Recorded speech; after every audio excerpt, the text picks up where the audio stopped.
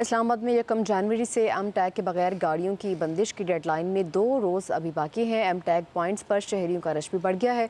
गुज़िश्ता 1.5 माह के दौरान 1 लाख से जायद गाड़ियों को एम टैग स्टिकर्स जारी किए जा चुके हैं। उस्मान मुगल इस हवाले से मजीद अपडेट करेंगे।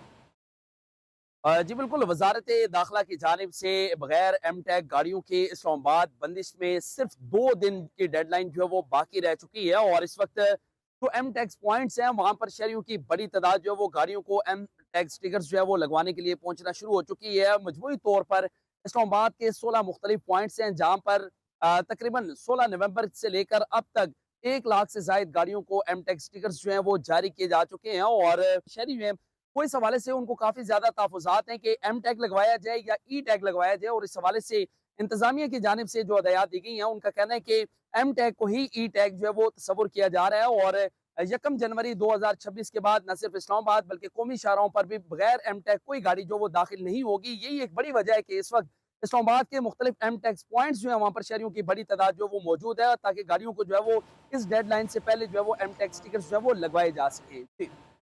इस्लामाबाद में 1 जनवरी से एम टैग के बगैर गाड़ियों की बंदिश की डेडलाइन में 2 रोज़ अभी बाकी हैं। एम टैग पॉइंट्स पर शहरियों का रश भी बढ़ गया है। गुज़िश्ता 1.5 माह के दौरान 1 लाख से जायद गाड़ियों को एम टैग स्टिकर्स जारी किए जा चुके हैं। उस्मान मुगल इस हवाले से मजीद अपडेट करेंगे।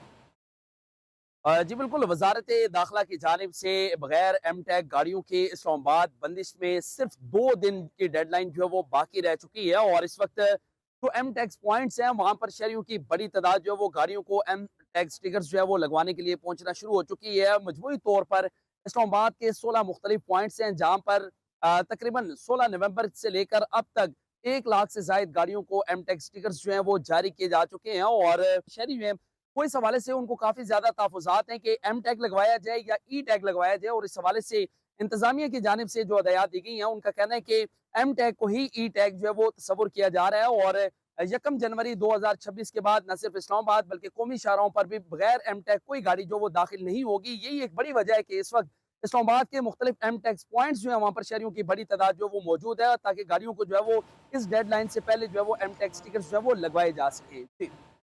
इस्लामाबाद में 1 जनवरी से एम टैग के बगैर गाड़ियों की बंदिश की डेडलाइन में 2 रोज़ अभी बाकी हैं। एम टैग पॉइंट्स पर शहरियों का रश भी बढ़ गया है। गुज़िश्ता 1.5 माह के दौरान 1 लाख से जायद गाड़ियों को एम टैग स्टिकर्स जारी किए जा चुके हैं। उस्मान मुगल इस हवाले से मजीद अपडेट करेंगे।